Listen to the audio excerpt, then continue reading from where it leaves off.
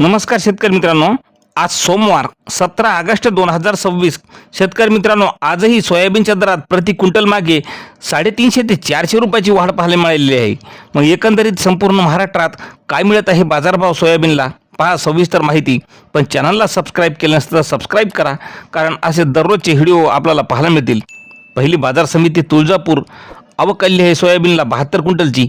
कमीत कमी दर मिळाला आहे 6000 रुपये, सर्वात जास्त दर मिळाला 6600 रुपये, तर सर्वसाधारण दर हा 6550 रुपये।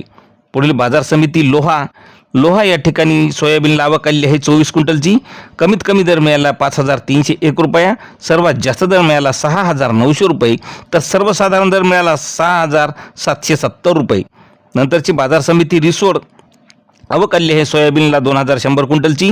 कमीत कमी दर मिळाला 6540 रुपये, सर्वात जास्त दर मिळाला 7000 रुपये, तर सर्वसाधारण दर हा 6800 रुपये मिळालेला आहे। यानंतरची बाजार समिती आहे परळी वैजनाथ आवक आलेली आहे सोयाबीनला 85 क्विंटलची।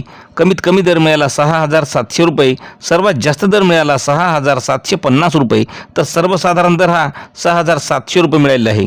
नंतरची बाजार समिती आहे कारंजा या ठिकाणी सोयाबीनला आवक आलेली आहे 950 क्विंटलची। कमीत कमी दर मिळालेला आहे 6350 रुपये, सर्वात जास्त दर मिळाला 6890 रुपये, तर सर्वसाधारण दर हा 6570 रुपयाचा मिळालेला आहे। यानंतरची बाजार समिती उदगीर आवक आलेली आहे 1118 क्विंटलची।